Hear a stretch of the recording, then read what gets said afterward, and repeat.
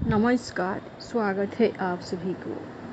आज की विषय है भूलकर भी बिस्तर पर बैठकर भोजन ना करें वरना पछताओगे। दोस्तों, एक बार यमराज और चित्रगुप्त यमलोक में बैठकर बात कर रहे होते हैं।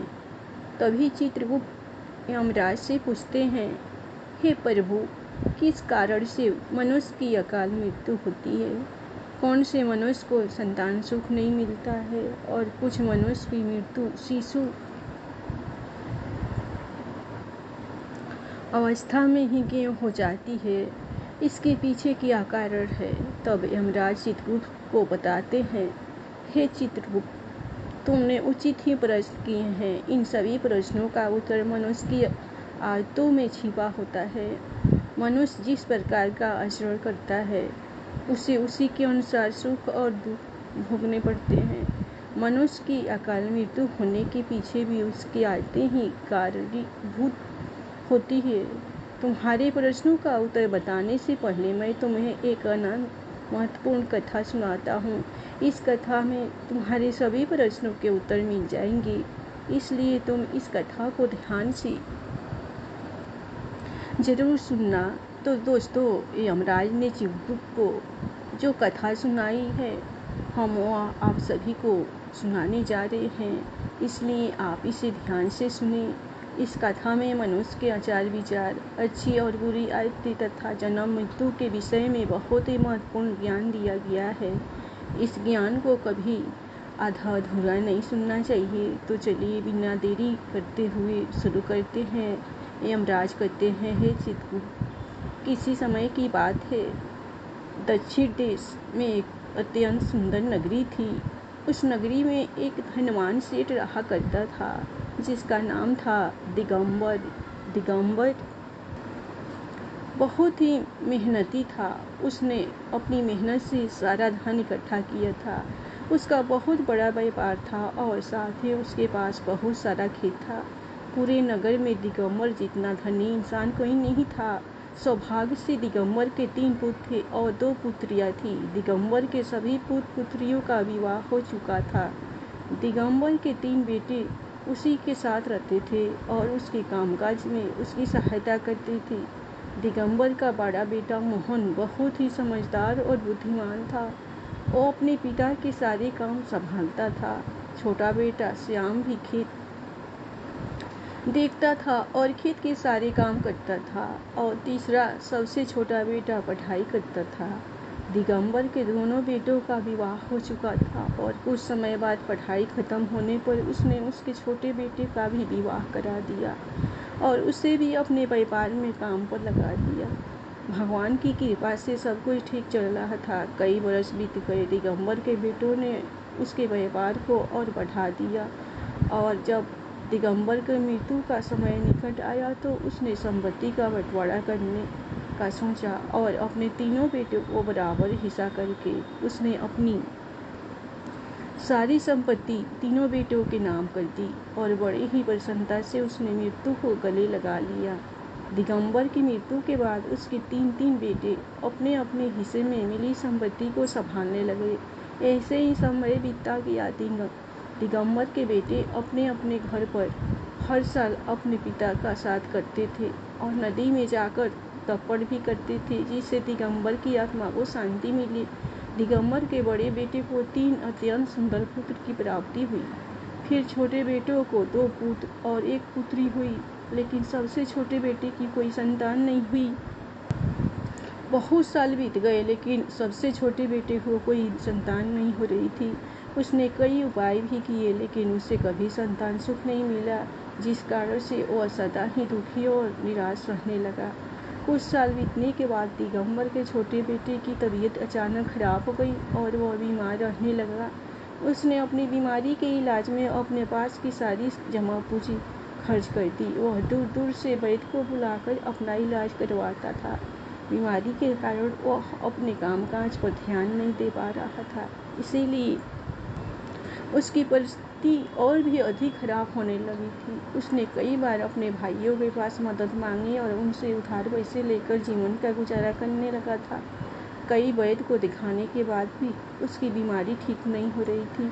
जिस कारण से वह बहुत दुखी रहने लगा था। उसके भाई भी अब उसकी मदद करके थक चुके थे, लेकिन अब उन्होंने भी उसकी मदद करना बंद कर दिया, क्योंकि वह अपने बड़े भाइयों से ठीक से बर्ताव नहीं करता था।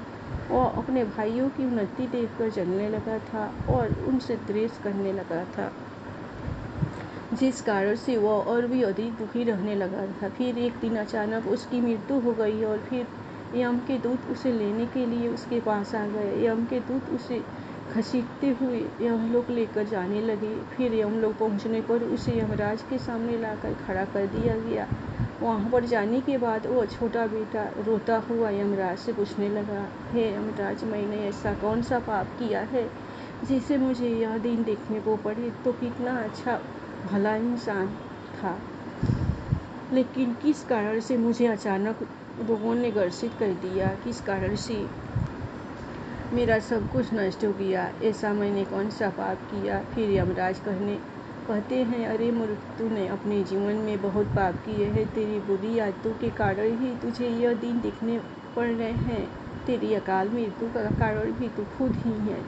और मैं तुम्हें बताता हूँ कि तुमने शास्त्रों के कौन से नियमों का उल्लंघन किया है, जिस कारण से तेरी दुर्दशा हुई है। जो भी मनुष्य शास्त्रों के नियमों का उल्लंघन करता है, उसकी भी दुर्दशा तेरे जैसी ही होती है। यमराज उस छोटे बेटे से कहते हैं, मनुष्य को हमेशा अपने 5 अंगों को साफ करके ही भोजन करना चाहिए। दोनों पैरों को तथा दोनों हाथों को और अपने मुंह को जल से अच्छी तरह से स्वच्छ करके ही भोजन करना उचित होता है।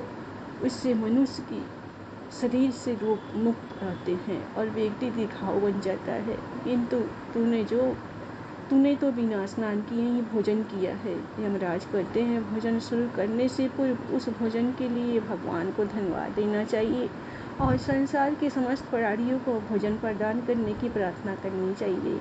इस प्रकार से अन्य देवता को प्रणाम करके भोजन करने से मनुष्य को कोई पाप नहीं लगता। लेकिन तूने ऐसा कोई भी कार्य नहीं किया। तुमने कभी ईश्वर का धन्यवाद नहीं किया। तुमने कभी का धन्यवाद नहीं किया। तूने कभी प्राणियों को भोजन नहीं दिया, कभी द्वार पर आए भिक्षुकों को अन्न नहीं दिया। इसी कारण से तेरी ये दुर्गति हुई। यमराज कहते हैं, जमीन पर बैठकर भोजन करना ही श्रेष्ठ होता है। बिस्तर पर बैठकर भोजन करने से मनुष्य के शरीर में रोग उत्पन्न होते हैं और उसकी आयु कम हो जाती है।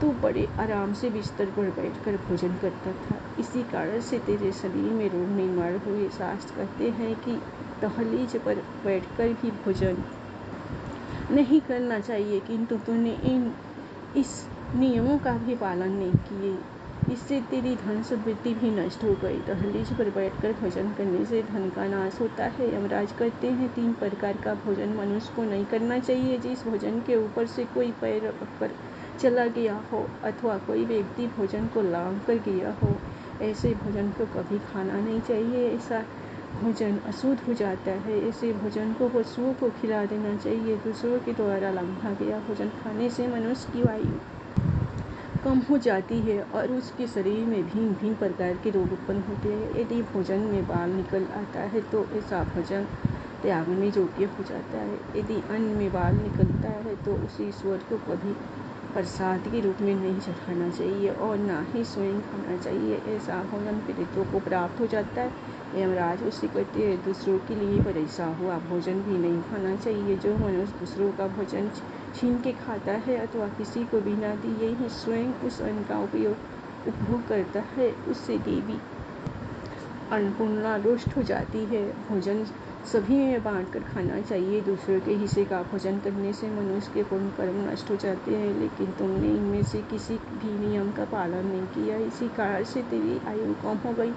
शास्त्रों के अनुसार दिन के समय में मनुष्य को उत्तर की ओर मुख करके मलमूत्र का त्याग करना चाहिए। यदि रात्रि के समय मलमूत्र का त्याग करना हो तो दक्षिणी और मुख करके करना चाहिए। मलमूत्र का त्याग करते समय हमेशा अपने सिर को ढक कर रखना चाहिए। किसी भी पेड़ के नीचे, कुएं के पास, नदी के किनारे के पास, गौशाला के पास, देव मंदिर, अग्नि के पास तथा शमशान भूमि के पास कभी मलमूत्र का त्याग नहीं करना चाहिए। शास्त्रों में कहा गया है खड़े होकर भी मलमूत्र का त्याग नहीं करना चाहिए, इससे शरीर में रोग और विकार निर्माण होते हैं। इसके साथ ही पूरी तरह के निवस्त होकर भी मलमूत्र का त्याग नहीं करना चाहिए। चलते चलते कभी पेशाब नहीं करना चाहिए, इससे जीवन में दुर्भाग्य उत्पन्न होता है। जूते पहनकर छाता लगाकर भी मलमूत्र का त्याग करना अनुचित माना जाता है। कभी भी किसी स्त्री, गुरु देवता, मंदिर और पानी की तरफ मुख करके आकाश में ग्रहों को देखते हुए मलमूत्र का त्याग करना अनुचित होता है। रात्रि में चंद्रमा, अग्नि की तरफ देखते हुए भी मलमूत्र का त्याग नहीं करना चाहिए, इससे जीवन में और संकट आते हैं।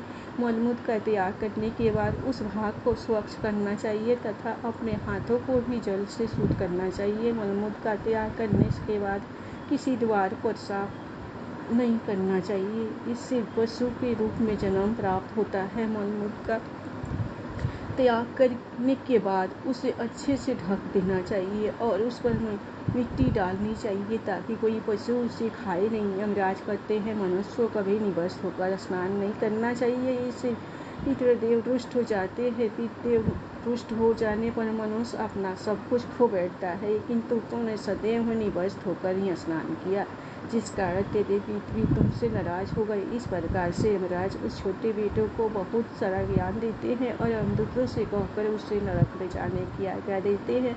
तो दोस्तों, इस प्रकार से मनुष्य को कभी शास्त्रों के नियमों का उल्लंघन नहीं करना चाहिए। यमराज ने चित्रकूट को जो ज्ञान दिया वो अत्यंत महत्वपूर्ण है। मैं आशा करती हूँ कि यह जानकारी आपको अच्छी लगी होगी, और यदि इस चैनल धार्मिक ज्ञान पर नहीं है तो चैनल को सब्सक्राइब करना ना भूलें। साथ ही वीडियो को लाइक सब्सक्राइब जरूर करें। प्रेम से बोलिए हर हर महादेव। ओम नमः शिवाय।